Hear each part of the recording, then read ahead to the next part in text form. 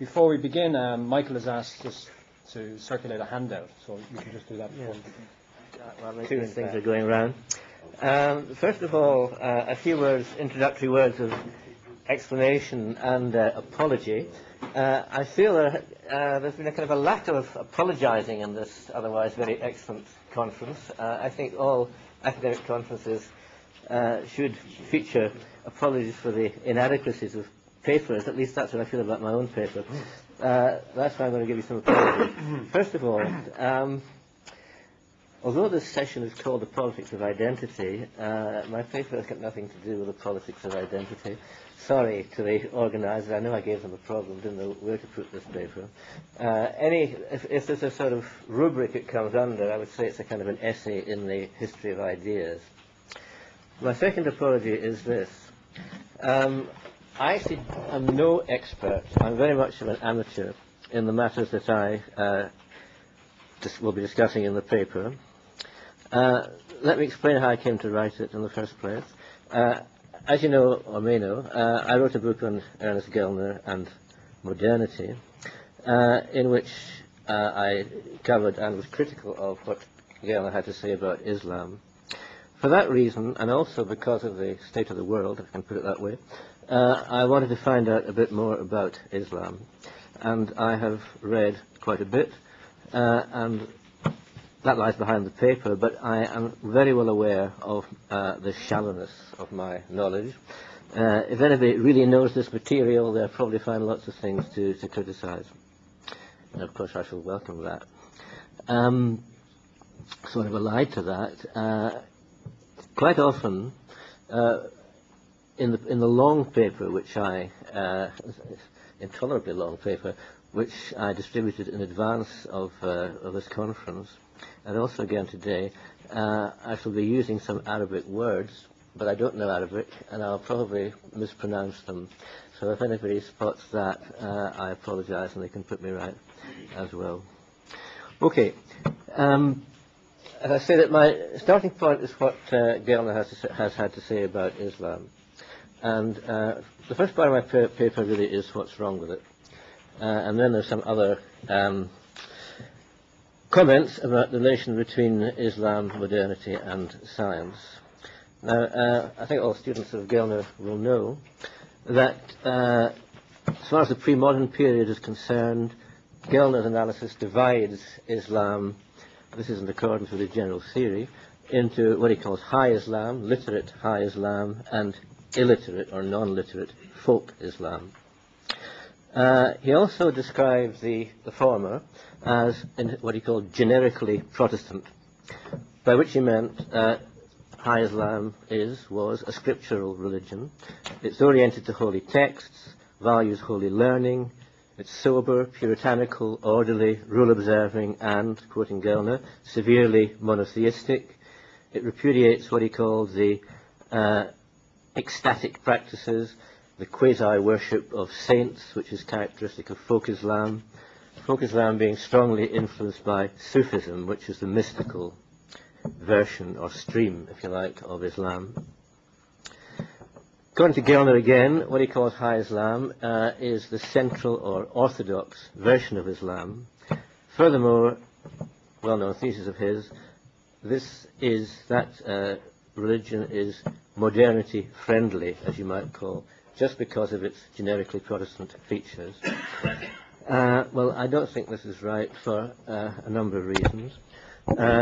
It's obvious that Gellner is relying very heavily on Max Weber here, and his thesis about the relationship between Protestant and capitalism, or modernity, if you like, or rather economic modernity. One thing that's wrong with Gellner's analysis is that at that point he completely forgot about the other defining feature of modernity, the cognitive feature, namely science. And that is really quite serious omission. Also want to comment that Gellner is, I think, wrong in his analysis of high Islam. What he calls the heterodox or non-Protestant version, he identifies with folk Islam, the folk version of Islam, whereas the truth of the matter is that Sufism was important and influential at all levels of Islamic society. So the tension which has existed, and sometimes the conflict between the central orthodoxy and the mystical Sufi version of Islam, was certainly not just a conflict between literate and non-literate, or high and folk versions of the Islamic faith. What I want to do, one of the things to do in this paper, is to see how each of these two kinds of Islam, if we can call it that, relates to the modern scientific mode of cognition, which, as I say, Gellner almost entirely neglected when he analysed Islam. And one thing to bear in mind here is that in the pre-modern period, Islam was the most scientifically advanced culture in the world, in the Middle Ages, no question about that. So, I now move on to an account of what I'm calling Islamic orthodoxy. By the way, Islamic specialists don't like that word, orthodoxy.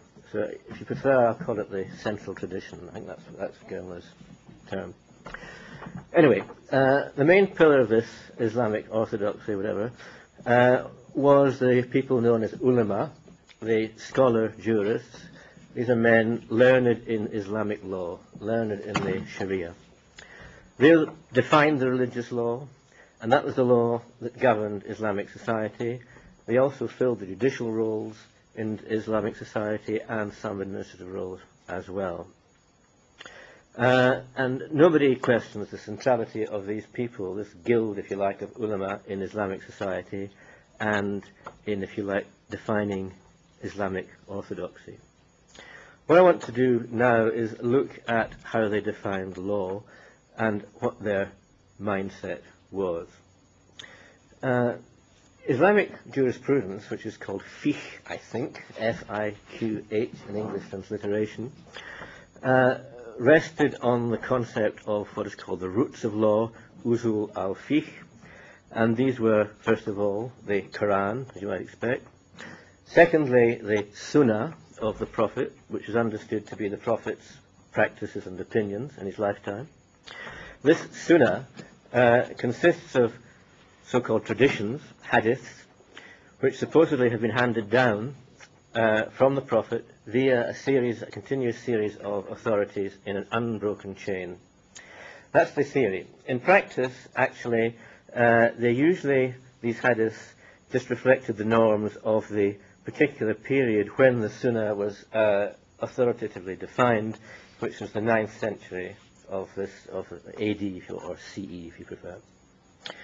So what happened was that these 9th century norms became sacralized in this way, and thereby given what you might call a universal and definitive status. Two other commonly recognized roots of Islamic law are what are called ijma. That's the consensus of the community in theory, but the consensus of the ulama in practice. And to some extent what's called qiyas, which means reasoning by analogy. However, out of the 4 schools of law recognized as orthodox, 2 of them, the so-called Malikite and Hanbalite schools, are called traditionists because of the very heavy emphasis that they put on the traditions of the Sunnah in defining Islamic law. And the Hanbalites, who I have defined or described as the most obscurantist school of the law, recognize only the Quran and the Sunnah as roots of law, and nothing else.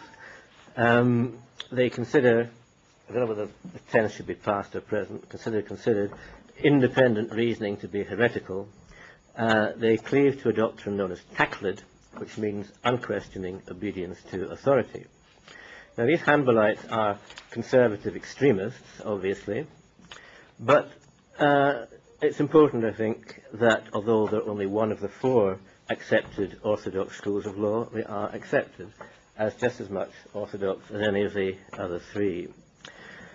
Another feature to remember is what scholars in this area call the closing of the door of ijtihad, which means independent reasoning, which happened around about 900 in our era. And it means, well, that not just the traditionalists, but also the other schools of law became, in effect, traditionalists. That's to say, they saw the task as preserving and defending the doctrines of their particular school, notionally laid down by their founders. The word used to describe their attitude is to say that they were Macalids, which means imitators. Also worth noting that this very conservative-minded corporation of Islamic jurists, the ulama, were in control of the society's institutions of higher education, the madrasas. The main task of these madrasas, the main function, was simply to train the next generation of ulama. So that the core curriculum typically consisted of study of the Quran, of course, the Sunnah, fiqh, that's jurisprudence, theology, and a few other things. Despite the very impressive achievements of Muslim science in the Middle Ages, which I'll come on to later, their place in the madrasas was sometimes non-existent and at best minor. Teaching in these madrasas, the form of teaching, took the form of dictation from a master to students. The student's task was primarily to memorize texts, to memorize the Quran and the Sunnah in particular. In other words, the mindset of Orthodox Islam, or if you like, the central tradition, is oriented to the transmission and preservation of received wisdom. That's what it's all about. There's no place in this view for the pursuit of cognitive growth, which is one of the elements that Gellner defined as definitive of modernity. Very, very different world from Popper's critical rationalism or anything like that. So Gellner, I think, was very, very misleading in his account of the central orthodoxy of Islam. Now on to Islamic mysticism, or Sufi mysticism, called tasawwuf, if I'm pronouncing it correctly, probably not. Anyway, you can't identify this with folk Islam, that's completely wrong. There is, if you want to use Gellner's terminology, a folk Sufism, but also a high Sufism, if you want to put it that way, a very literate form of Sufism indeed. And Sufism is a theory, as well, of course, as a set of practices. And it's the theory of Sufism, which is part of high Sufism, which I'm particularly interested in here. I want to define some of its crucial features. First one is what's called ontological monism, i.e. the unity of being. There's an Arabic phrase for this as well, wahdat al-wujud, or something like that. Refer to my intolerably long paper if you want to know how to spell these things, but I don't know how you pronounce them, I don't know. What ontological monism means is that God is not separate from his creation. The creation is, in some sense, a manifestation of God, a theophany, I think that's a technical term. Sometimes it's put this way, only God exists, for everything is God. Now, that's unorthodox, if you like, because it contradicts the transcendent concept of deity, which, if you like, is the orthodox or central idea of Islam. It also obviously contradicts the separation between the creator and the creation. It's the same thing. In addition to this ontological monism, Sufism is a doctrine of salvation, and it's called the Sufi path, with a capital P. Briefly, the means of salvation, as far as I can understand it, is a kind of knowledge, what's called gnosis, Gnostic knowledge. It's an esoteric, mystical kind of knowledge. There's an Arabic word for this as well. It's called irfan. The idea is for the Sufi adept to come to know God in this way, and thereby achieve union with God. So that if you get to the end of this path, you become completely permeated by God and have no separate existence. Some people call this self-annihilation. Some people call it self-deification. You can put it either way. And this is again rather offensive to orthodoxy because it contradicts the absolute separation of creator and creature, the transcendent concept of deity. So that's certainly not what Gellner means by generically Protestant Islam.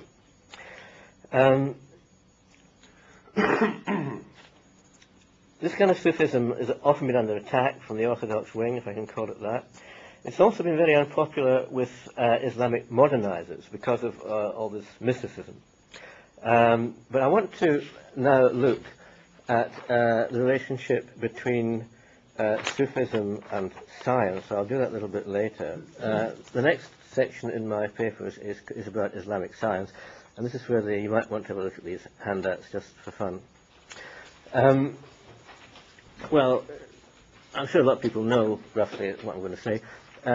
Within a couple of centuries of the foundation of Islam, virtually all the important Greek scientific texts had been translated into Arabic. And thereafter, the medieval Muslim scientists made really very significant scientific advances in a number of areas.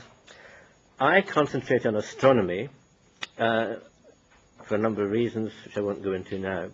But anyway, the starting point of Islamic astronomy was the astronomy of Ptolemy, the Greek astronomer, but together with the cosmology and the physics of Aristotle.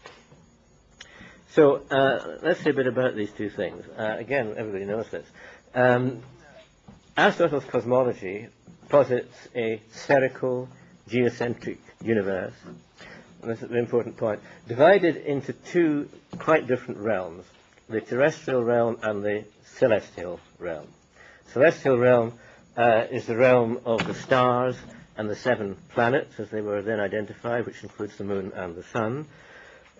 These 7 planets, according to Aristotle, circle the Earth in a constant, regular motion, circular motion, carried by ultra-pure, transparent, crystalline, spherical shells. And this is a quite different world from the terrestrial world of generation and decay and the rest of it.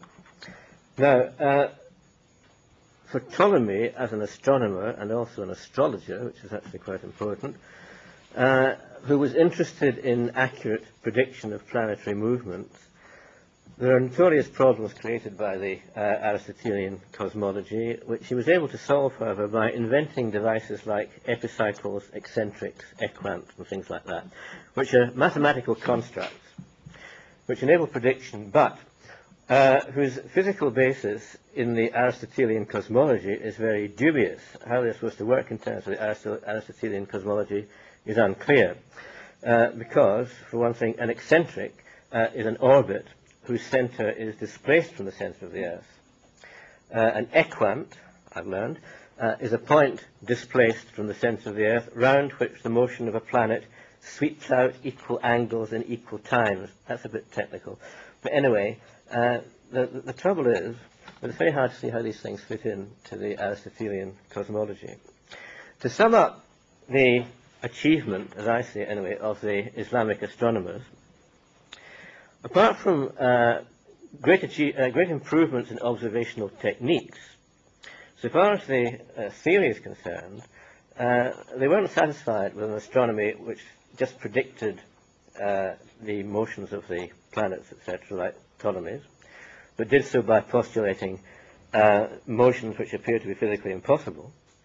They wanted to get away from that situation, and by the 14th century, they had achieved by a combination of skillful observation and ingenious mathematics, a physically consistent model of the movements of the heavenly bodies, postulating only circular orbital motions around the center of the Earth, without any resort to these pesky equants or eccentrics. To be more precise, the astronomers who did this are known as the School of Maragha, Maragha being a city in Persia or Iran, and the site of a large, well-funded observatory. Two eponymous achievements are something called the Urdi lemma, named after Al-Urdi, one of the Mariga astronomers, which shows how you can get rid of eccentrics by turning them into epicycles. And even more celebrated device is something called the Tusi couple, T-U-S-I. That's named after a man called Al-Tusi, the first director of this Mariga observatory. And it's a clever geometrical construction by which you can turn linear motion into circular motion and vice versa. My two handouts are, one, a copy of a miniature, oh my god, 5 minutes, a copy of a miniature which shows Tusi at work, the man on the left, teaching his students. The other one is the Tusi couple itself, if you want to examine how it works. Anyway, I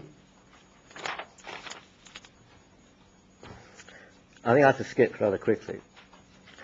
On to the relation between Islamic science and Islamic religion.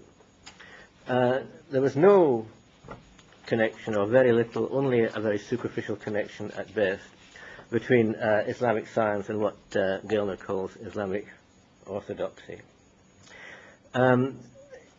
The context of Islamic science, and certainly Islamic astronomy, and certainly that of the Mariga astronomers, was much closer to Sufism, much closer to the mystic stream of Islam.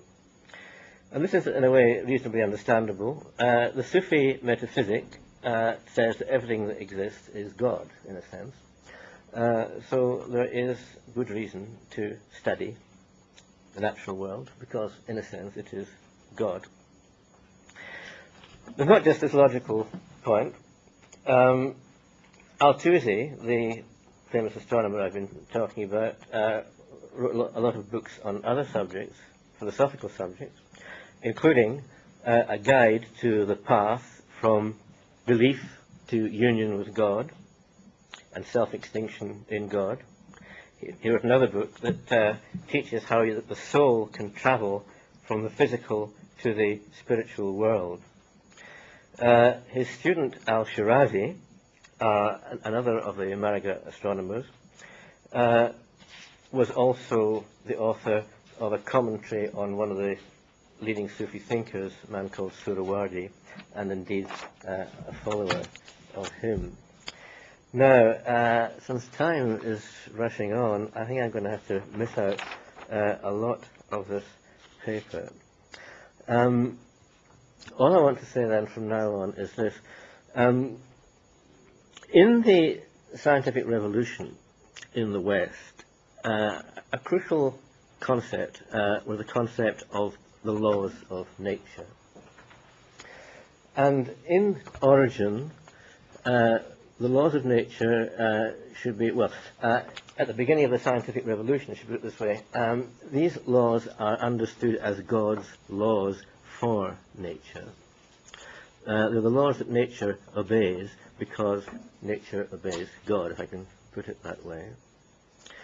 The origin of this phraseology is very ancient in Western thinking. It goes back to the Stoics. It reached the more modern world via Cicero, the Roman lawyers, and then the canon lawyers who adopted this terminology of laws of nature and explicitly identified the laws of nature with the laws of God. So all I'm saying here is that the early modern scientists, people like Newton and Galileo, Kepler and the rest of them, appropriated a language which was very well embedded in the Western tradition and was not embedded in that of Islam, simply because that particular channel of transmission never occurred. That is to say, in the West, the ideas of laws of nature originated as an ethical and a juristic concept, and in the Islamic world, jurisprudence simply took a completely different path from which this was totally absent. Another reason, again I'm skipping furiously, why I think the great achievements of Muslim science in its medieval heyday never developed into the modern type of science is another reason why the idea of law of nature was inapplicable given their worldview, which is I'm really talking here about the Sufi worldview. What happened, thanks to Copernicus and Kepler and Newton, was that the Aristotelian division between two completely separate realms, that is to say a terrestrial and a celestial realm, was abolished. What Newton and these scientists did was to posit laws governing the whole of nature, with no difference between them, no difference between a celestial and a terrestrial realm. Now, I think it was difficult for the Islamic scientists to make that kind of move, largely or partly anyway, because of the Sufi worldview, which I think many of them had.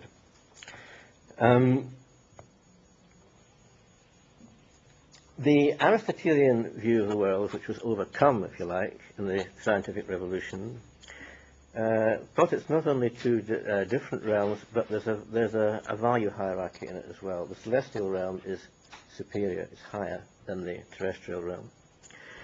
That fits very well with the Sufi view of the world and the idea of the Sufi path, which is an ascent. That is to say, it's an ascent through nature to God. And that fits very well with Aristotle. Suhrawardi, whom I mentioned before, is a very clear example of this.